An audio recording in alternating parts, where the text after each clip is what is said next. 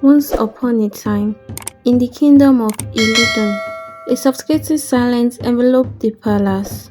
On the royal throne, Oba Adeyeye sat in despair, his crown heavy, not with gold but with the weight of an unfulfilled destiny. 20 years has passed since his first ascent as king, 20 years without a son to succeed his lineage. 7 queens graced his chambers, their beauties whispered about across the lands, yet not one could give him the heir he so desperately wants. The chiefs has begun to murmur, their whispers turn into warning. By the ancient law, if the Oba of the town did not produce a male heir by the end of his 20th year on the throne, the crown will pass to another village, a shame no king could bear. The people have started to lose faith. Their prayers for their king's fortune has not been answered. Driven by desperation, Obadiah sought the wisdom of priests, traveled to different villages, and made offerings of cattle and goats to the gods. Still, the heavens remained silent. His queens took every herbs, drink every portion, and pray all day in their chambers, but their wombs remained barren of sons. Time was running out. One evening, during the festivals of Oshun, the god of fertility, the king drank away his sorrows with palm wine. The palace celebrated heavily, yet his heart was heavy. In his drunken haste, he wandered into the servants' quarters. There, he found Ibidun, a beautiful maid whose beauty was as unassuming as it was undeniable.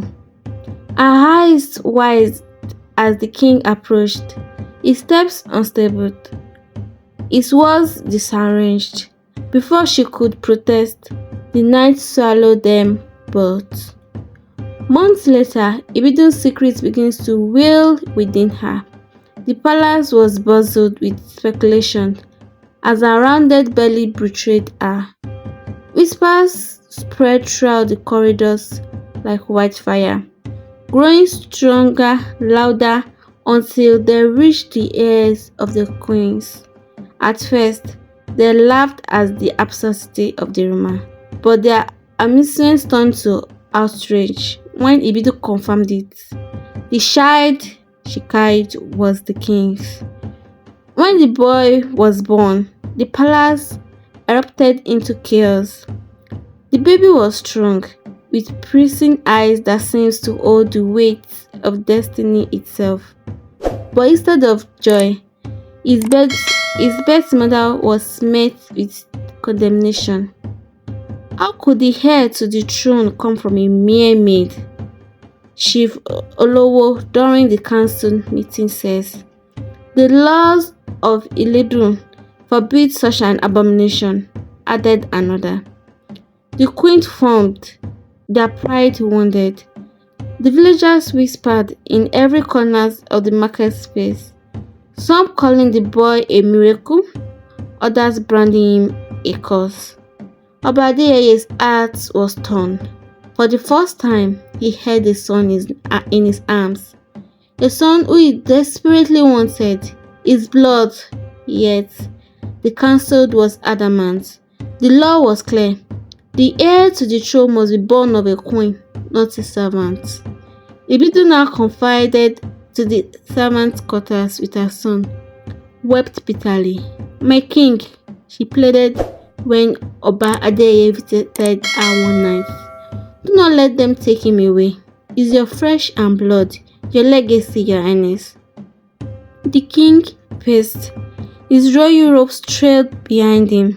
"If I claim him, the chiefs will rebel. The kingdom will fall into ruins. And if you do not," she whispered, her voice trembling, "will you let the god's gift go unrecognized?" Days turned into weeks, and the tension in the kingdom grew unbearable. The chiefs gave the king an ultimatum: disown the boy and let the queens bear him a rightful heir, or risk losing the throne. The villagers grew reckless. torn between traditions and the undeniable truth of the boy's birth. One stormy night, the king sat in his chambers, staring at the child sleeping in Ibidu's arms. The boy stared, his tiny hands reaching out as if to grab the king's heart. Kabiyesi, Baba Ogunlade, the oldest and wisest chief, spoke that night. A king's legacy is not just the law he upholds, but the choices he makes. The gods have spoken through this child, but the people's wills cannot be ignored. The path you choose will determine if Iludun thrives or crumbles. Oba Adeyeye gazed at the boy, his mind raced with possibility. What will he do? Declare the boy his heir and defy centuries of tradition, or cast him aside, know his bloodline might perish with him. As the storm raged outside, the king rose. The kingdom waited for his decision, a choice that will either unite them in a new legacy or plunge them into chaos. The next morning, the palace gate remained closed, and the king's decision stayed a mystery. The people of Iludun only wondered, will Obadiah follow the law or his heart? Please remember to subscribe to this channel and give my video a thumbs up. And I'll see you in my next video soon. Thank you.